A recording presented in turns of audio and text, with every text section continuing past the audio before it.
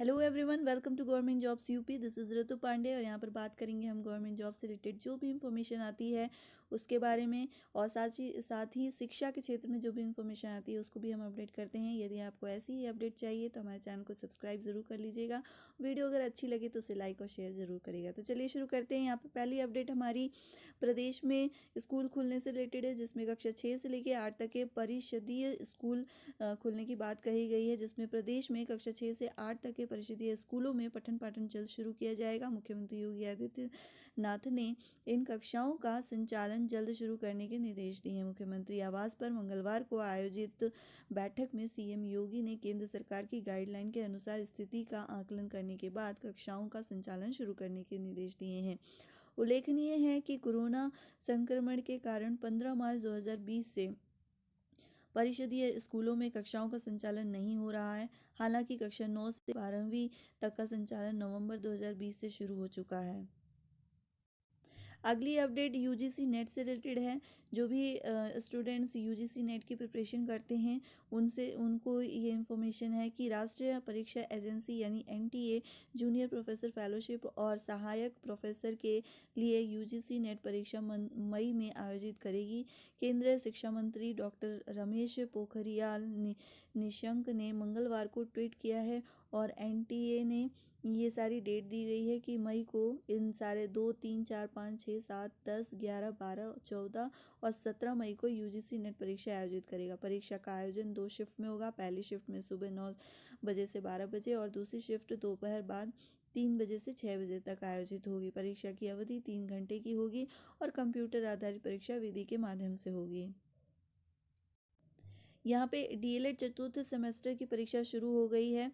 सचिव परीक्षा नियामक प्राधिकारी की ओर से डीएलएड 2018 चतुर्थ सेमेस्टर, डीएलएड प्रशिक्षण 2017, बीटीसी प्रशिक्षण 2013, सेवारत मृतक आश्रित बीटीसी 2014, बीटीसी 2015 के चतुर्थ सेमेस्टर की परीक्षा मंगलवार से शुरू हो गई है। पहले दिन 10 से 12 बजे के बीच आरंभिक स्तर पर भाषा एवं गणित के पठन लेखन क्षमता का विकास, प्रश्न पत्र की परीक्षा एवं 2 से 4 बजे के बीच शैक्षिक प्रबंधन एवं प्रशासन की परीक्षा हुई। अब बुधवार को 10 से 11 बजे के बीच विज्ञान, 12 से 1 बजे के बीच गणित एवं 2 से 4 बजे के बीच सामाजिक अध्ययन की परीक्षा होगी। अगली अपडेट हमारी शुगर मिल में वैकेंसी से रिलेटेड है, जिसमें चीनी निगम की 3 शुगर मिलों में 51 पदों पर भर्ती होगी। संविदा पर होगी इन पदों पर भर्ती और उसका विज्ञापन भी जारी कर दिया गया है। यहाँ पे डिटेल में मैं आपको न्यूज़ बताऊँ तो चीनी निगम की 3 चीनी मिलों मुंडेरवा, बस्ती, पिपराइच, गोरखपुर और मोहिनुद्दीन मेरठ में विभिन्न श्रेणी के 51 पदों पर भर्ती की प्रक्रिया शुरू कर दी गई है। हालांकि इन पदों पर संविदा के आधार पर भर्ती होगी। गन्ना एवं चीनी आयुक्त कार्यालय ने इस संबंध में विज्ञापन जारी कर दिया है। खास बात यह है कि पहली बार अभियंत्रण, लेखा व सरकरा तकनीक आदि से संबंधित पदों पर बिना किसी अनुभव के 21 मैनेजमेंट ट्रेनिंग की भर्ती का भी फैसला किया गया है। अपर प्रमुख सचिव चीनी उद्योग एवं गन्ना विकास संजय आर भूसर रेड्डी ने बताया कि मुख्यमंत्री ने प्रदेश के युवकों को उनकी योग्यता के मुताबिक रोजगार देने और गन्ना विकास मंत्री ने निगम क्षेत्र की चीनी मिलों में तकनीकी और पद पर दक्ष युवकों को चयन का निर्देश दिया है। इस कड़ी में विभाग ने चीनी निगम की 3 चीनी मिलों में विभिन्न पदों पर भर्ती का फैसला किया है। अपर मुख्य सचिव ने बताया कि पहले चरण में विभिन्न पदों पर होने वाली भर्ती के लिए विज्ञापन जारी कर दिया गया है। भर्ती से संबंधित विवरण राज्य चीनी निगम की वेबसाइट पर, जो कि www.upsugcorp.com पर अपलोड कर दिया गया है। आप चाहें तो यहाँ इस वेबसाइट पर जाकर पूरी अपडेट देख सकते हैं। साथ ही यहाँ पे जो वैकेंसीज आई हैं उसको कौन से पोस्ट में कितनी वैकेंसीज है वो भी यहाँ पे दिया हुआ है। आप चाहे तो स्क्रीनशॉट ले सकते हैं या फिर आप इसकी वेबसाइट पे लॉगिन करके उसके नोटिफिकेशन देख सकते हैं। अगली जो अपडेट है वो बेसिक शिक्षा विभाग से रिलेटेड है। यहाँ पर बेसिक शिक्षा परिषद अंतर जिला तबादला पाने वाले 21,695 शिक्षकों का ऑनलाइन स्कूल आवंटन कराएगा। यहाँ पे जो है प्रेरणा पोर्टल पर अपलोड सॉफ्टवेयर के माध्यम से करने का निर्देश दे दिया गया है। और पाँच को स्कूल आवंटन 8 तक संबंधित विद्यालयों में शिक्षक जो है वो ज्वाइन कर पाएंगे। यहाँ पे एक बहुत अच्छी अपडेट है जो यूपी बोर्ड से परीक्षा से रिलेटेड है, जिसमें इंटर और हाई स्कूल के बच्चे यदि फेल होंगे तो उन्हें व्यावसायिक शिक्षा के थ्रू पास कराया जाएगा। यहाँ पे डिटेल में मैं बताऊँ कि व्यावसायिक शिक्षा और यूपी बोर्ड अब जो है यूपी बोर्ड के इंटरमीडिएट व हाई स्कूल के विद्यार्थियों के पास कराने में भी मददगार होगी। विद्यार्थी यदि किसी विशेष में फेल हो जाते हैं तो उस विषय का परिणाम व्यावसायिक शिक्षा के परिणाम से परिवर्तित कर दिया जाएगा। नेशनल स्किल्स क्वालिफिकेशन फ्रेमवर्क द्वारा तय मानकों के आधार पर माध्यमिक शिक्षा परिषद इसके लिए पाठ्य सामग्री व प्रयोगात्मक पाठ्यक्रम तैयार करेगा। 50% अंक सैद्धांतिक व 50% अंक प्रयोगात्मक कार्य के होंगे। यह बदलाव नई शिक्षा नीति के तहत किया जाएगा। माध्यमिक शिक्षा में पढ़ रहे विद्यार्थियों को व्यावसायिक शिक्षा से जोड़ने के लिए वर्ष 2021-22 में सर्वे किया जाएगा। व्यावसायिक शिक्षा के ट्रेंड में सेवा विनिर्माण और कृषि सेक्टर पर फोकस किया जाएगा। न्यूनतम 4 व्यावसायिक ट्रेड का विकल्प दिया जाएगा और इसमें ट्रेड 1 डिस्ट्रिक्ट 1 प्रोडक्ट को भी शामिल किया जाएगा। कक्षा 9 व कक्षा 10 में 2 व्यावसायिक ट्रेड और कक्षा 11 में कक्षा 12 में 1 व्यावसायिक ट्रेड लिया जाने की अनिवार्यता होगी। वर्ष 2022-23 से इसे कक्षा 9 के पाठ्यक्रम में शामिल करते हुए वर्ष 2024-25 तक माध्यमिक शिक्षा स्तर पर 50% विद्यार्थियों को व्यावसायिक शिक्षा से जोड़ा जाएगा। तो ये भी काफ़ी अच्छी न्यूज़ है। जो यूपी बोर्ड में बहुत सारे बच्चे फेल हो जाते थे तो वो व्यावसायिक शिक्षा के बेस पे पास हो जाएंगे। अगला यहाँ पे जैसा कि आपको पता है कि यूपी पीसीएस 2019 के इंटरव्यू चल रहे हैं और यहाँ पे इंटरव्यू में बहुत ही अलग अलग तरह के क्वेश्चंस पूछे गए हैं जो कि वेद ग्रंथ से पूछे गए हैं।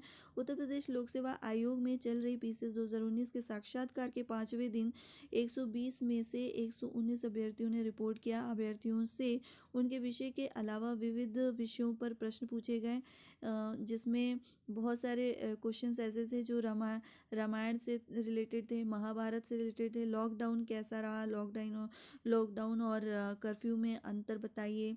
समाज पर कोरोना के प्रभाव को बताइए। अकबर और अशोक में कौन महान था। भगत सिंह ने अनशन क्यों किया। गुजरात और पाकिस्तान के बीच कौन सा महासागर है। और इतिहास स्वयं को कैसे दोहराता है। इतिहास लेखन के 4 दृष्टिकोण बताइए। जैसे सवाल पूछे गए। इंजीनियरिंग पृष्ठभूमि के एक अभ्यर्थी से बेरोजगारी, राष्ट्रीय शिक्षा नीति आदि पर सवाल पूछे गए। दुर्खिम के आत्महत्या का सिद्धांत और इसे किसानों की आत्महत्या से जोड़कर प्रश्न किए गए।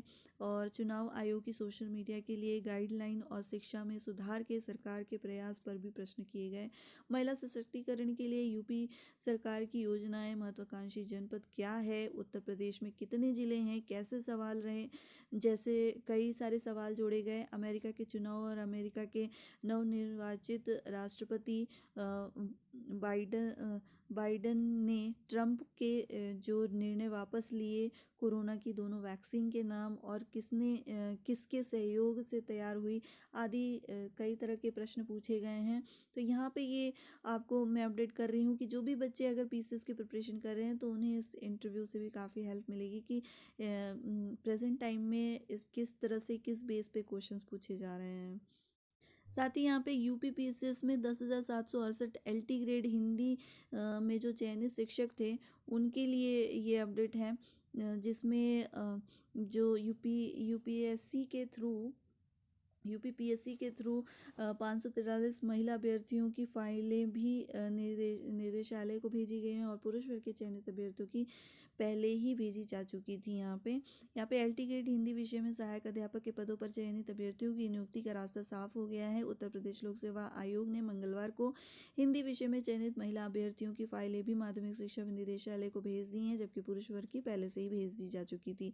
एलटी ग्रेड शिक्षक भर्ती के तहत हिंदी विषय में सहायक अध्यापक के 1,433 पदों पर भर्ती के लिए जुलाई 2018 में परीक्षा आयोजित की गई थी। इसमें पुरुष वर्ग के भी 696 और महिला वर्ग के 737 पद थे।